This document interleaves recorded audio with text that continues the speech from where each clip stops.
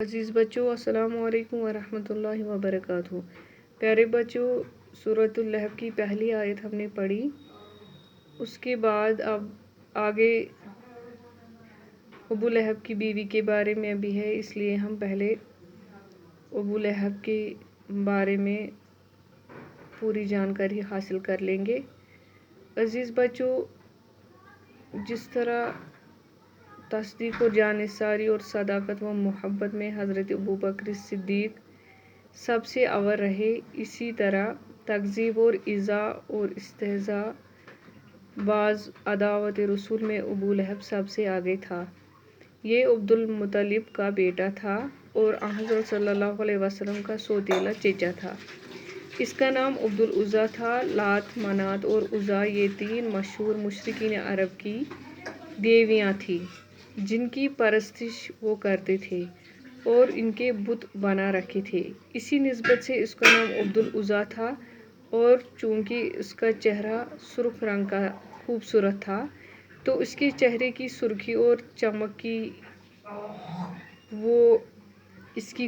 اسی سے اس کی کنیت ابو لہب ہو گئی تھی، کیونکہ لہب آگ کے شعلے کو کہتے ہیں۔ عبد المطلب چونکہ اپنے قبیلے بنی ہاشم کے سردار تھے، ان کی وفات کے بعد ان کی سرداری ان کے بیٹوں ابو طالب اور ابو لہب کو ملی۔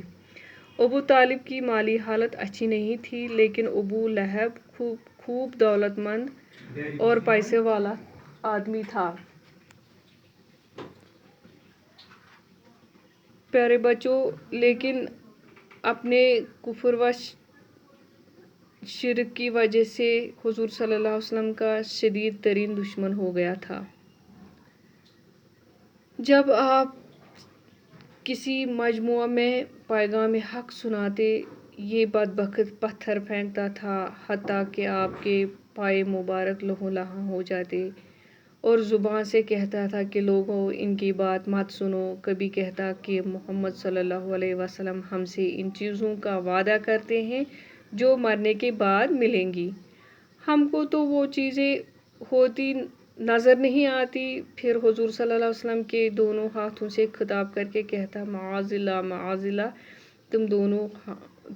تمہارے دونوں ہاتھ ٹوٹ جائے کہ میں تمہارے اندر اس میں سے کوئی چیز نہیں دیکھتا جو محمد بیان کرتے ہیں صلی اللہ علیہ وسلم۔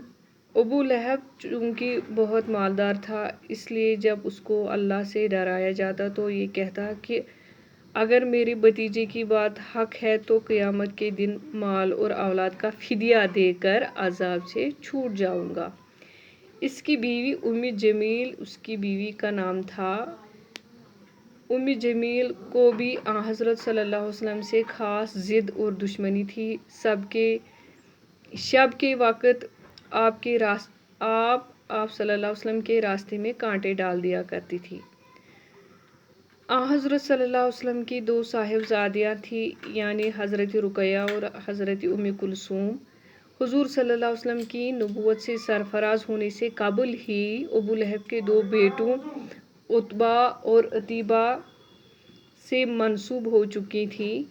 عتبہ بن ابی لہب کا نکاح حضرت رقیہ سے ہوا تھا اور عتیبہ بن ابی لہب کا نکاح حضرت ام کلثوم سے ہوا تھا، اور صرف نکاح دونوں صاحبزادیوں کا ہوا تھا، رخصتی کی نوبت نہیں آئی تھی۔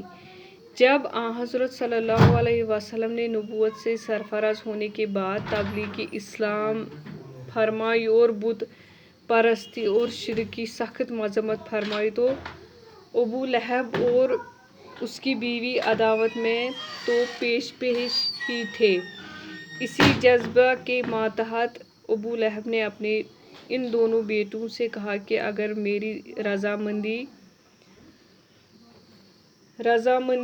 چاہتے ہو تو محمد صلی اللہ علیہ وسلم کی بیٹوں کو طلاق دے دو، تاکہ آپ کو ان کے طلاق دیے جانے سے صدمہ ہو۔ بڑا بیٹا جس کا نام عتبہ تھا یہ بات سن کر اس وقت چپ رہا، مگر دوسرا بیٹا عتیبہ کمال بے حیائی سے اسی وقت اٹھ کر حضرت صلی اللہ علیہ وسلم کی مجلس میں آ کر بولا کہ میں نے تمہاری بیٹی کو طلاق دی، اور کچھ دوسری نالائق باتیں بھی بکی۔ حضرت صلی اللہ علیہ وسلم کی زبان مبارک سے نکلا کہ خدایا اپنے کتوں میں سے ایک کتا اس پر مسلط فرما دے۔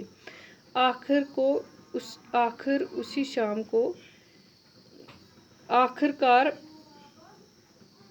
اس کو شام کے سفر میں ایک شیر نے پھاڑ کھایا۔